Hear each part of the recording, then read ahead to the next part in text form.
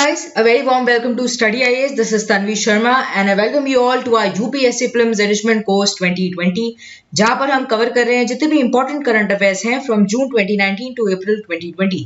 This is our lecture number 31. अभी तक हमने बहुत सारे लेक्चर कवर कर लिए हैं, 30 लेक्चर्स कवर कर लिए हैं.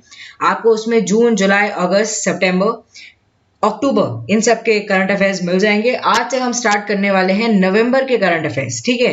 But before starting our today's lecture, आज एक बहुत अच्छा कोट मुझे दिखाई दिया एंड आई बिलीव कि ये कोट सबको अपने अंदर रखना चाहिए, इसको समझना चाहिए, क्योंकि अगर आप इस कोट को समझोगे, इसकी फीलिंग समझ पाओगे, so you will be proud of the version you are becoming. So the quote is, we all are the rough draft of the people we are becoming. हम हर दिन पढ़ रहे हैं, इतनी सारी चीजें पढ़ते हैं, इतने सारे सब्जेक्ट पढ़ते हैं, हम दुनिया को ऑब्जर्व कर रहे हैं. It is very important for us to become a very good version of our self, ठीक है, कि हम अपने आप को इम्प्रूव करें, हर दिन अपने अंदर न्यू एडिशंस लेकर आए जो कि हमारे लिए बहुत ज्यादा बेनिफिशियल हो. तो ये प्रिपरेशन भी ऐसी है, यूपीएससी की प्रिपरेशन भी ऐसी है. आप यहाँ पर एक एडमिनिस्ट्रेटिव ऑफिसर बनना चाहते हो, you want to become an IAS officer, an IPS officer. तो ये सब बनने के लिए आपके थॉट प्रोसेस में चेंज आना चाहिए, आपके लिविंग स्टाइल में, हर चीज में एक चेंज आना चाहिए. And changes are always good. जो चेंज आपकी पर्सनैलिटी को और भी ज्यादा बेटर बनाए, उसके ऊपर सितारे लगाए, उनको आप जरूर अपनाएं, ठीक है. So we all are a rough draft, just accept all the changes that are coming in your life. तो ये एक अच्छा कोट था. आई बिलीव इस कोट से हम आज की शुरुआत करेंगे. एक पॉजिटिव नोट पे हम आज के जो लेक्चर है उसकी शुरुआत कर रहे हैं. But before starting our today's lecture, आप लोगों को पता है कि अगर आपको अनअकैडमी प्लस सब्सक्रिप्शन लेना है तो आपको क्या करना होगा, आपको यूज करना होगा हमारा discount code study IAS use, और आपको मिल जाएगा extra discount. If you have any doubt, any query, आप हमें टेलीग्राम, इंस्टाग्राम, फेसबुक, जीमेल इन सब मीडियम के थ्रू कॉन्टैक्ट कर सकते हैं. We are on all of these platforms and we would be really happy to help you. तो सबसे पहला जो टॉपिक है that is related to mercy petition. ये बहुत ज्यादा न्यूज में था. क्यों? जब निर्भया केस का जो कन्विक्शन चल रहा था पूरा, ठीक है, उस टाइम पर बहुत ज्यादा मर्सी पिटीशन देखने को मिल रहा था. तो यहाँ पर क्या हुआ, जो निर्भया केस था 2012 का, उसमें देखा गया जो कन्विक्ट हैं they were actually applying for a mercy petition, ठीक है, बिफोर द प्रेसिडेंट. तो हमारे लिए इंपॉर्टेंट है कि ये मर्सी पिटीशन क्या होती है. ऑल्सो जो कैपिटल पनिशमेंट है उसकी डिबेट हमेशा चलती रहती है, मेंस में भी कई बार क्वेश्चन आ जाता है. तो ये क्वेश्चन रहता है कि बट कैपिटल पनिशमेंट होनी चाहिए या नहीं होनी चाहिए.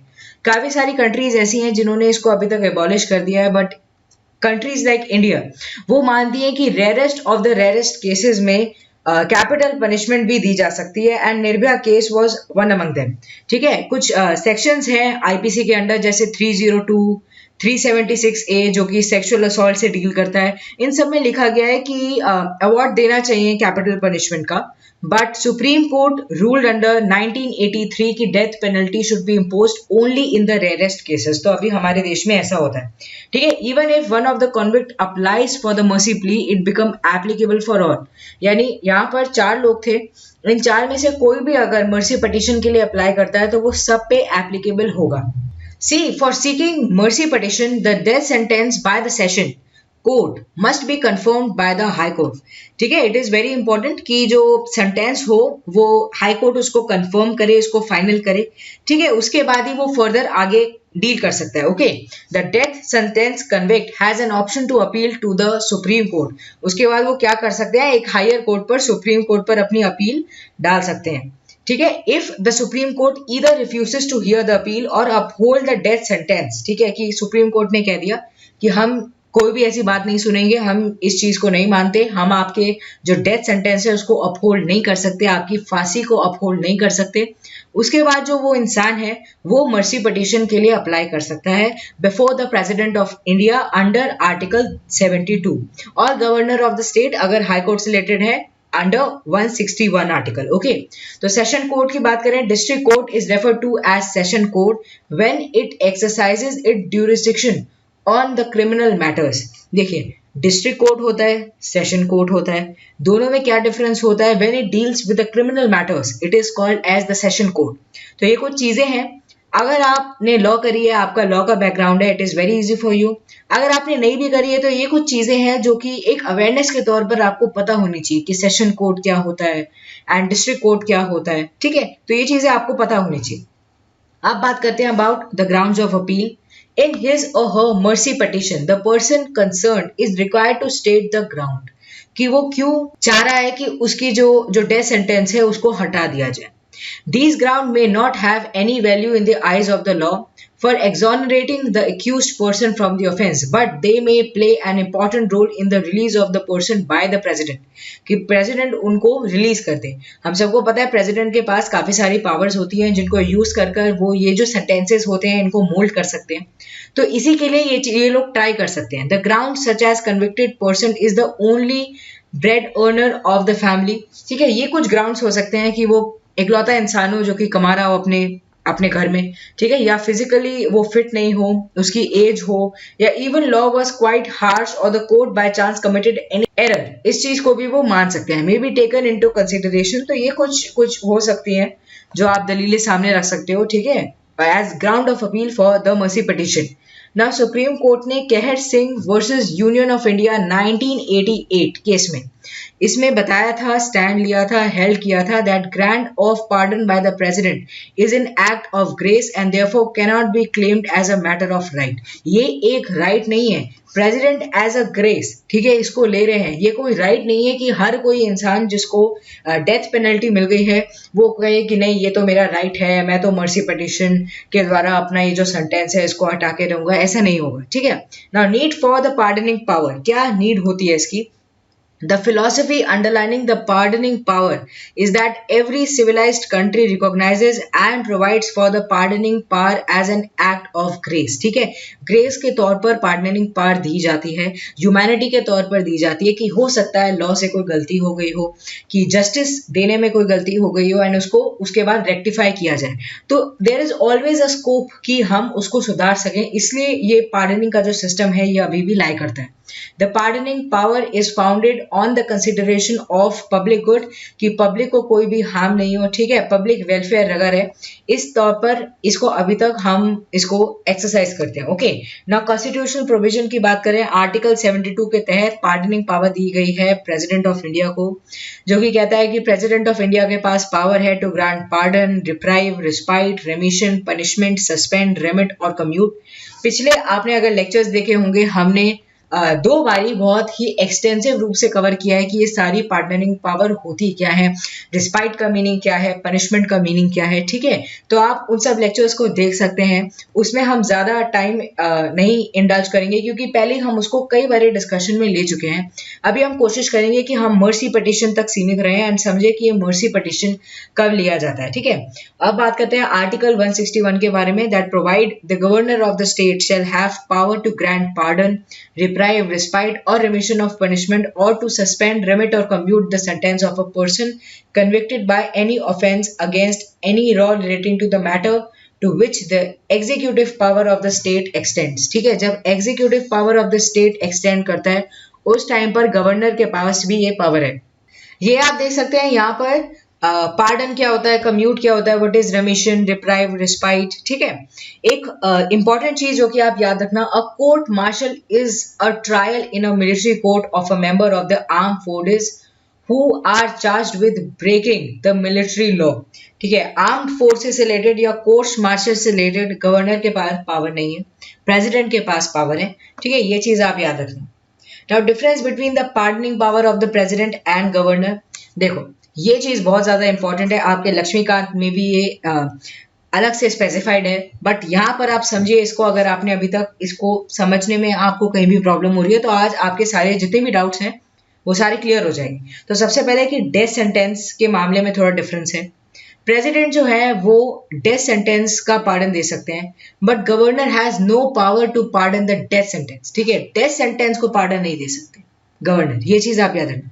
कोर्ट मार्शल के मामले में भी प्रेसिडेंट के पास एक अपर हैंड है, ठीक है. प्रेसिडेंट पार्डन दे सकते हैं उन केसेस में, बट गवर्नर नहीं दे सकते.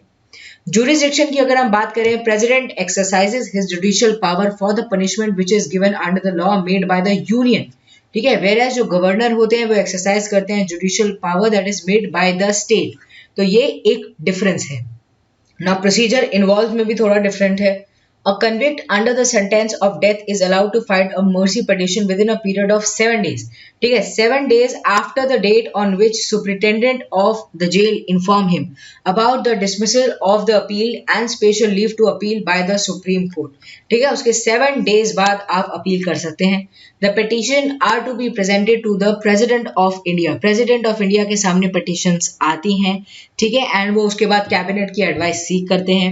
Appeal is examined by ministry of home affairs. तो MHA जो होती है वो उसको रिव्यू करती है, एग्जामिन करती है, ठीक है, रिकमेंडेशंस देती है टू द प्रेसिडेंट एंड उसके बाद बेसिकली डिसीजन लिया जाता है. और ऐसा कुछ रिटर्न नहीं है प्रोसीजर की इस प्रोसीजर के थ्रू ही आप मर्सी पिटीशन को लेकर आ सकते हो. ठीक है, ऐसा कोई रिटर्न कोई प्रोसीजर नहीं है. अब जुडिशियल रिव्यू की अगर हम बात करें, president's pardon rejection delay is also subjected to judicial review. ये चीजें पूछ ली जाती हैं कि प्रेसिडेंट की जो पार्डनिंग पावर है इस पे कोई जुडिशियल रिव्यू हो सकता है कि नहीं हो सकता. बिल्कुल हो सकता है. However if court find that process of decision taken by the president under article 72 was not arbitrary और अनरीजनेबल नहीं थी. ऐसा नहीं है कि प्रेसिडेंट ने अपने हित के लिए कुछ लिया है, तो ये जो डिसीजन है इसको नहीं हटाया जाएगा, ये जैसा है वैसे ही उसको लिया जाएगा. अब ये देखिए आप क्यूरेटिव पिटीशन के बारे में. जब ये जो लोग हैं, ये जो कन्विक्टेड लोग थे, इन्होंने मर्सी पिटीशन भी ले ली थी, रिव्यू पिटीशन भी ले ली थी and they were rejected. Then they came to this thing that is curative petition. इसका जो कंसेप्ट है it revolved by the supreme court of India in Rupa Ashok Hurra versus Ashok Hurra and another cases. 2002 में केस आया था. ठीक है, इसके बाद ये चीज आई थी. ऑब्जेक्टिव इसके यही है कि कोई भी मिसकैरेज ऑफ जस्टिस नहीं हो. अगर किसी इंसान को किसी वजह से कोई गलती की वजह से कोई लॉ ने कोई एविडेंस देखने में कोई गलती कर दी हो, उसकी वजह से उसको कोई सजा मिल गई है, तो उसको हम उसके बाद करेक्ट कर सकें. ये जो क्यूरेटिव पिटीशन का जो है ये आर्टिकल 137 के द्वारा सपोर्ट किया गया है. ठीक है, एंड ये प्रोवाइड करता है कि under article 145 supreme court has the power to review any judgment pronounced by it. कि सुप्रीम कोर्ट ने कोई भी जजमेंट ले ली हो वो उसको फिर से प्रोनाउंस कर सकते हैं. ठीक है, बट ये जो पिटीशन होती है इसको within 30 days from the date of judgment इसको आप कर दें, उसी के बाद इस पे आगे और डिसीजन लिया जा सकता है. ठीक है, तो क्यूरेटिव पिटीशन के बारे में भी आपको पता होना चाहिए. ये आप देख सकते हैं क्यूरेटिव पिटीशन के बारे में लिखा हुआ है कि रूपा अशोक हुर्रा वर्सेस अशोक हुर्रा केस. ठीक है, तो ये एक इम्पॉर्टेंट एक टॉपिक था, ये पॉलिटी से डील कर रहा था. अब बात करते हैं about UTs, J&K and Ladakh.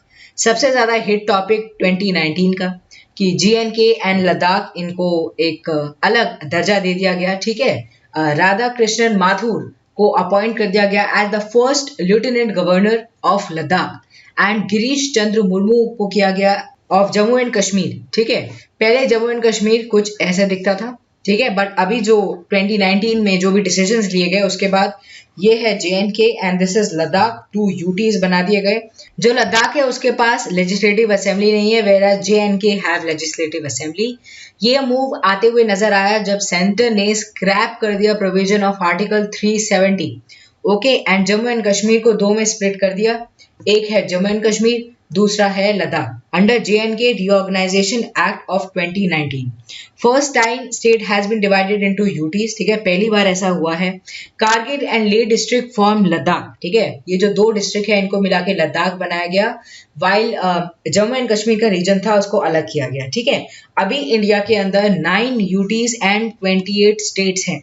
तो आप लोग अगर अपनी NCERTs पढ़ोगे उसमें अभी भी वो अपडेटेड नहीं है. आप ये चीज लिख लेना कि अब चेंज हो गया है. हमारे देश में जितनी UTs हैं, स्टेट्स हैं, वो चीज चेंज हो गई है. So there are 9 UTs and 28 states. The 2 new UTs, Ladakh and J&K, officially came into existence on 144th birth anniversary of Sardar Vallabhbhai Patel. तो हमारे देश के लिए और भी अच्छी बात है. Okay, and with this president rule imposed in undivided Jammu and Kashmir stands revoked. उसको रिवोक कर दिया गया. Flag and constitution of Jammu and Kashmir, ठीक है, वो भी सीज करता है टू एग्जिस्ट. पहले क्या था कि एक अलग फ्लैग था, एक अलग कॉन्स्टिट्यूशन था, अब नहीं है. ठीक है, with the Indian penal code now extending to both the UTs. तो IPC की जितनी भी धाराएं हैं वो सारी एक्सटेंड होंगी to both of these UTs. The union territory of Jammu and Kashmir में 114 मेंबर इलेक्टेड असेंबली होगी, ठीक है, एंड लद्दाख के पास असेंबली नहीं होगी। Article 239 to 241 in part 8 of the constitution deals with the union territories. Every union territory is administered by the president, ठीक है, president के पास एक upper hand होता है, acting through an administrator appointed by him, okay, and the president can specify the designator of an administrator कि कौन होगा, it may be a lieutenant governor or a chief commissioner or a administrator, ठीक है, कोई भी हो सकता है, but basically president के जगह पर वो उस जगह को अच्छे से एडमिनिस्टर करेगा, ठीक है। पार्लियामेंट जो है वो कोई भी लॉ बना सकती है। अब union, state and concurrent list का applying to these union territories, आप ये ब्रीफ में देख सकते हैं कि जम्मू एंड कश्मीर के साथ हुआ क्या, बहुत ज़्यादा डिस्कशन में चल रहा था। अभी क्या है, no dual citizenship, central law सीधा अप्लाई होंगे, कोई सेपरेट लॉ नहीं है JNK के लिए, कोई सेपरेट उनके पास फ्लैग नहीं है, कोई कॉन्स्टिट्यूशन नहीं है, ठीक है। इलेक्शंस एवरी 5 ईयर होंगे जैसे नॉर्मल किसी स्टेट में या यूटी में होते हैं। Centre can declare financial emergency under article 360। देखिए ये जो छोटे छोटे पॉइंट होते हैं ना, ये यूपीएससी पूछ लेता है आपसे। तो अगर आ जाए फाइनेंशियल इमरजेंसी के बारे में आ जाए कि financial emergency Jammu and Kashmir में नहीं अप्लाई हो सकती है, तो ये चीज आप याद रखना कि ऐसा नहीं है, आप सब अप्लाई हो सकता है, okay. And police will be managed by the centre, centre के अंदर आ गई है पुलिस, ओके। तो ये चीजें कुछ हैं जो कि आपको याद रखनी है। Now let's talk about the next topic, that is UNESCO's network of creative cities. Q news में है, जो यूनेस्को है उन्होंने इंक्लूड किया मुंबई एंड हैदराबाद को इस पर्टिकुलर नेटवर्क के अंदर, that is creative cities among 66 cities selected on the occasion of World Cities Day 31st of October, ठीक है, इसलिए हम इसको डिस्कशन में ले रहे हैं। एंड मुंबई को डेजिग्नेट किया गया as a creative city of films. देखिए मुंबई एक बहुत ही खूबसूरत सिटी है हमारे देश की, and it is also very important because it is the financial capital, and यहाँ पर आपको पता है the famous Bollywood is residing over here, इसलिए इसको creative city of films कहा जाता है, whereas Hyderabad is called as creative city of gastronomy।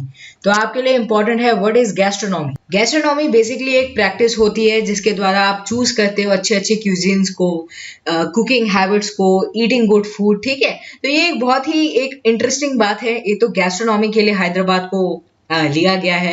यानी हैदराबाद का जो खाना है, वहाँ के जो क्यूजीन्स हैं, वहाँ के जो लोग अलग अलग चीज़ें खाते हैं, that is very creative, okay.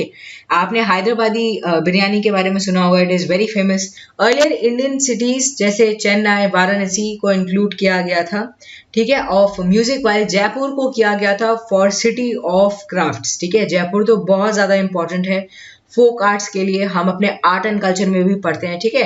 तो जयपुर, वाराणसी, चेन्नई, हैदराबाद, मुंबई, ये सब UNESCO's network of creative cities के अंदर आते हैं। अब सिग्निफिकेंस क्या है, देखिए सिग्निफिकेंस समझने वाली बात है कि जो ये जो सिटीज हैं इनको ये रिकॉग्नाइजेशन मिल गया है, तो उसके बाद ये क्या करेंगे, ये कोशिश करेंगे कि इनका जो आर्ट है जिस चीज के लिए फेमस है वो और भी ज्यादा फैले और भी ज्यादा शेयर हो, ठीक है। Public as well as private sectors के अंदर इनका इन्फ्लुएंस दिखाई दे, ये स्ट्रेंथन कर पाए अपने क्रिएशन को, तो यही चीजें इसके थ्रू करने वाली हैं, ठीक है। अब UNESCO creative cities network UCCN के बारे में थोड़ा सा अंदाजा आपको होना चाहिए कि इसे 2004 में बनाया गया था। Currently 246 cities makeup this network, ठीक है। 246 सिटीज इसके अंदर आती हैं जिनका कॉमन ऑब्जेक्टिव है कि वो क्रिएटिविटी, कल्चरल इंडस्ट्रीज, ठीक है, इन सब के डेवलपमेंट के ऊपर वर्क कर सके एंड इसको इंटरनेशनल लेवल पर और भी ज्यादा फेमस कर सके। ये अचीव करना चाहती हैं sustainable development goals through innovative thinking, ठीक है। And cities are championing sustainable development actions that are directly benefiting the communities at the urban level। तो ये बहुत ज्यादा अच्छी बात है। जो हमारा गोल 11 है सस्टेनेबल सिटीज एंड कम्युनिटीज, उसको फुलफिल करने में ये बहुत ज्यादा सहायता देने वाला है।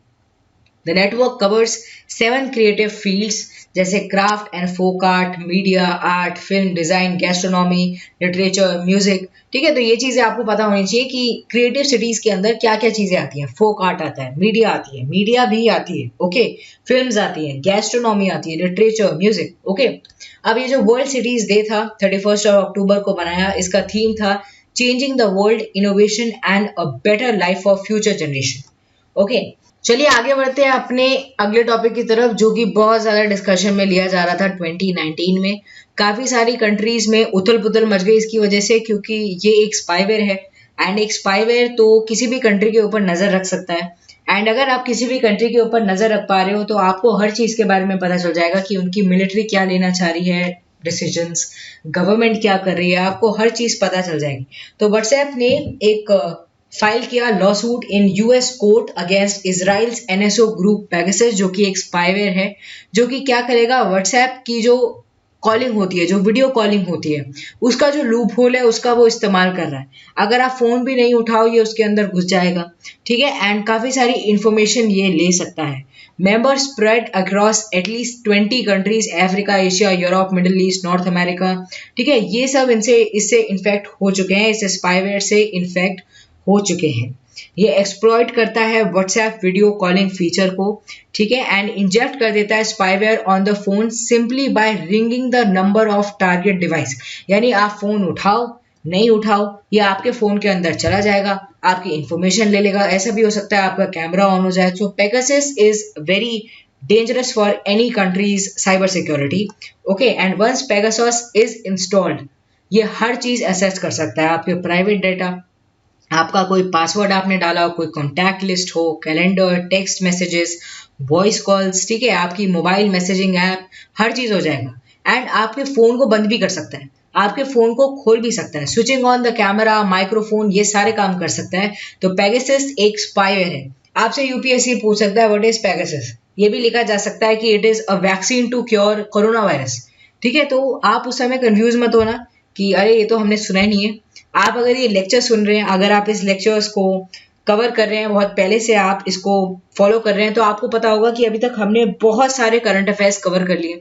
एंड हमारा एम्फेसिस हमेशा यही रहता है कि जो भी हम करंट अफेयर पढ़ रहे हैं उसके बारे में हमें दिमाग में रजिस्टर हो जाए, वो चाहे विजुअल के थ्रू, चाहे हम आपको ऑडियो के थ्रू उसको समझाने की कोशिश कर रहे हैं। हर वे से आपको पता होना चाहिए, आपके दिमाग में रजिस्टर होना चाहिए कि ये चीज है क्या। चलिए आगे बढ़ते हैं अपने अगले टॉपिक की तरफ, that is length of the day on each planet. ये एक ऐसा टॉपिक है जिससे डायरेक्टली हो सकता है कि क्वेश्चन नहीं पूछे यूपीएससी, क्योंकि काफी ज्यादा पीछे क्वेश्चंस प्लैनेट्स के ऊपर पूछे जा चुके हैं। बट आपको एक अंदाजा होना चाहिए about the behaviour of a planet, ठीक है। डिफरेंट डिफरेंट प्लैनेट्स हैं हमारे पास, उनके डिफरेंट डिफरेंट एक अलग कैरेक्टरिस्टिक है, वो चीज आपको पता होना चाहिए। रिसेंटली जो सैटर्न के मून है उन्होंने सरपास कर दिया जुपिटर के मून को, जो कि पहले हाईएस्ट थे, अभी सैटर्न के ज्यादा हो गए, ठीक है। तो ये कुछ चीजें हैं जो कि आपको पता होनी चाहिए। अभी क्या है, रिसर्चर ने कैलकुलेट किया कि accurate length of the day on Venus and Saturn जो है वो चेंज हो रहा है 1963 से। एक डिफरेंस देखने को मिल रहा है।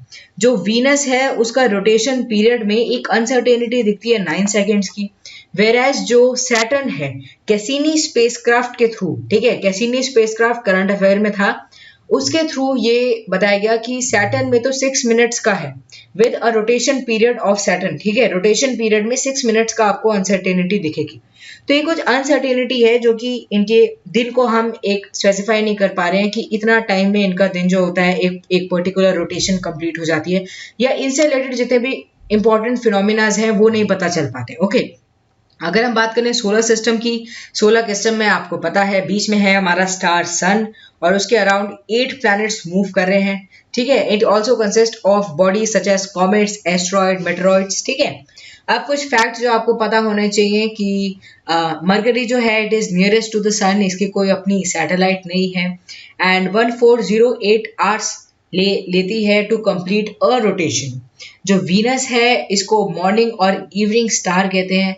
अगर आप रात को देखोगे सारे जितने भी जो सितारे होते हैं उन सब में जो सबसे ज्यादा ब्राइट चमक रहा होगा दैट इज वीनस ओनली, ठीक है, जिसको हम शुक्र कहते हैं, ठीक है। Sometime it is also called as earth twin, क्योंकि इसके कलर की वजह से थोड़ा सा। And Venus has no moon और सैटेलाइट्स ऑफ इट ओन, ठीक है, खुद का मून नहीं है, खुद का सैटेलाइट नहीं है। एंड ये ईस्ट टू वेस्ट रोटेट करता है, वेयर एज अर्थ की जो रोटेशन है it is opposite to it, okay. And जो अर्थ है ये तो हमारा प्लेनेट है, हमें इसके बारे में पता है कि earth is 23.5 degree relative to the orbital plane, and geoid shape का होता है हमारा earth. And change of seasons हमें देखने को मिलते हैं due to its tilt, and it have only one moon, ठीक है। हमारा जो इकलौता चंदा मामा है, ठीक है, वो है हमारा अर्थ का। एंड मार्स की अगर हम बात करें, it is reddish in colour. Mars के ऊपर तो सबसे ज्यादा जितनी भी जो रिसर्चेस होती हैं वो चल रही होती हैं कि मार्स के ऊपर पानी है कि नहीं, लाइफ एग्जिस्ट कर सकती है कि नहीं। एक चीज आपको पता होनी चाहिए कि it is a red planet and 2 small natural satellites होते हैं। जुपिटर लार्जेस्ट प्लैनेट है एंड 53 नेम्ड सैटेलाइट्स हैं इसके पास, 26 अवेटिंग ऑफिशियल नेम्स एंड फेंट रिंग्स आपको इसके अराउंड देखने को मिल जाएंगी। सैटर्न जो है येलोइश होता है एंड इसके पास 60 नोन मून्स हैं, तो यानी इसने सरपास कर दिया है जुपिटर को। It takes 11 hour to complete a rotation and yellowish in colour होता है। आप मुझे नीचे लिखकर बताएंगे कि जो ड्रैगन फ्लाई मिशन है वो किस चीज से रिलेटेड है, ठीक है। It is also a current affair. आपको इन मिशंस के बारे में पता होना चाहिए कि ये कहाँ पर भेज रहे हैं, किस लिए भेज रहे हैं, ठीक है। तो ये चीज आप नीचे लिख के बताएगा कि Dragonfly mission is related to which of these planets and basically इस मिशन में था क्या, ये सब चीज आप इंफॉर्मेशन खुद भी लिखिए जिससे आपको याद हो, एज वेल एज लोगों के साथ भी शेयर करिए कि उनको भी और नॉलेज प्रोवाइड हो सके। यूरेनस जो है वो रोटेट करता है from east to west like Venus and highly tilted rotational axis होती है इसकी, 17 घंटे लेता है ये to complete the rotation. And the last which is Neptune, it is the 8th and the most distant planet in solar system. Neptune dark होता है, cold होता है and presence of supersonic winds आपको देखने को मिल जाएंगी। 16 घंटे लेता है ये टू कंप्लीट अ रोटेशन। सारी जितनी भी ओल्ड एनसीईआरटीज है उनमें आपको प्लूटो भी नजर आ जाएगा, but Pluto is no more a full fledged planet, ठीक है, ये चीज आप नजर में रखना। So this was all for this video. I really hope you enjoyed it. ऐसे ही आप हमारे साथ करंट अफेयर्स रिवीजन को जारी रखिए। जितने भी जो लेक्चर्स हैं आपके अगर कोई मिस हो गए उनको देखते रहिए। देखिए, लेक्चर्स सबको देखना इसलिए इम्पोर्टेंट है क्योंकि अभी तक हम मंथ वाइज कवर कर रहे हैं। मंथ वाइज कवर करने का मतलब यह है आपको खुद ही कॉन्फिडेंस आएगा कि आज मैंने अक्टूबर के सारे करंट अफेयर्स कवर कर लिए या आज मैंने सितंबर के करंट अफेयर्स कवर कर लिए। इससे क्या होगा, आगे जाकर आपको एकदम से बर्डन नहीं लगेगा कि अरे सिर्फ 1 मंथ रह गया है यूपीएससी को एंड अभी तक हमने करंट अफेयर्स को रिवाइज नहीं किया, हम बेसिक्स पढ़ते रह गए, ठीक है। तो आपके लिए बहुत इंपॉर्टेंट है कि आप अभी से ही करंट अफेयर्स के ऊपर कवर अप करते रहिए, उन पे ऊपर एक पकड़ रखिए। अभी तो और भी ज्यादा थोड़े मंथ्स के हमें कवर करने होंगे current affairs. Why? Because UPSC की डेट आगे हो गई है, तो उसी हिसाब से हमारी प्रिपरेशन की जो पेस है उसको भी आगे बढ़ना चाहिए, ठीक है। तो यही हमारी कोशिश है कि आपको सारे जितने करंट अफेयर्स हैं वो अच्छे से समझ आ जाए एंड आप उनको कहीं नोट डाउन कर लो, उनसे सहायता ले पाओ। ऐसे ही आप हमारी सीरीज को कवर करते रहिए। Thank you very much.